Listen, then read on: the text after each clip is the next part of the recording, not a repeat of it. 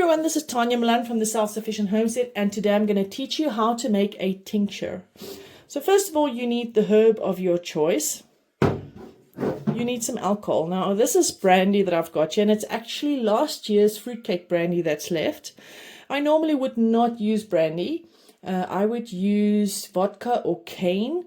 So in the liquor store, I would look for the hard liquor with the highest alcohol percentage, but at the best price. But seeing that I don't have vodka or cane at the moment, I'm going to be using this brandy, which is fine. The flavor is a bit different, but who cares? You only take like 10 drops at a time, so it doesn't really matter, as long as the alcohol percentage is high enough. So you want it about 40% to about 44%. You don't want it higher than that for a tincture. It's not necessary. And obviously you cannot use ethanol and those alcohols because you will not make it. So don't drink that. Take hard liquor from the liquor store, right? Then we've got a glass jar. This is a Consol asparagus jar. Ardog Glass Packaging makes these jars, and you can find them on the Consol online shops or physical shops. Then one of my favorite kitchen gadgets are these funnels with the big holes here. There's nothing more frustrating than having to get something into a smaller container and you struggle for like 10 minutes to get it through the small hole. So these big canning funnels are amazing.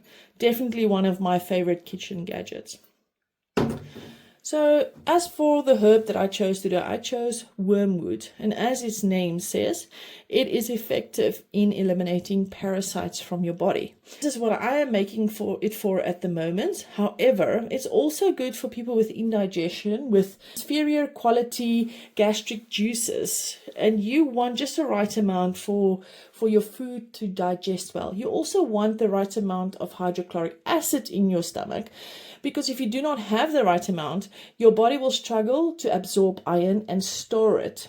So if you are iron deficient, look at things that help you to increase your hydrochloric acid in your stomach. Like this, or ginger is a very, very good one. Okay, so how do we do this? First of all, we're going to take our bottle, and I'm just going to add the herb through my lovely funnel, and I'm still messing. Can you believe it? All right. So how much do you want in here? What's the ratio? As you can see, I'm doing a 50% ratio. You can do it with a 33% ratio about, but I don't like wasting my time. I want a strong tincture that is good quality.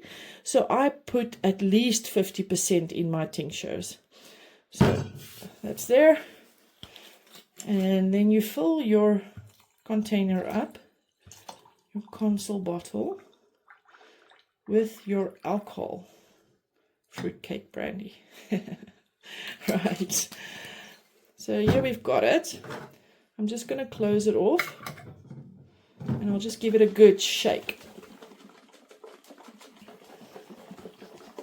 All right, as you can see, it's nice and mixed. There's no dry herb, not covered by the alcohol. Now this I'm going to leave here in my pantry. You can leave it in a dark cupboard. My pantry is normally, the light is off except when I'm in here making a video. So this will be fine as well. So I'm going to put it on the rack here, and I'm going to be leaving it for 6 weeks. Every day when I come into the pantry though, I'm just going to agitate it. I'm just going to shake it.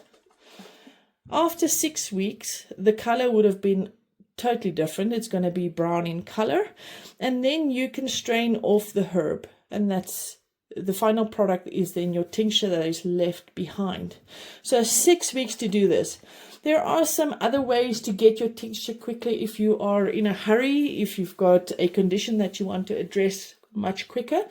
You can use a double boiler, and then slowly at a very low temperature you boil this, and you can do this in a day and a half, and your tincture will be ready. I, however, just prefer the old-fashioned long method that is very effective.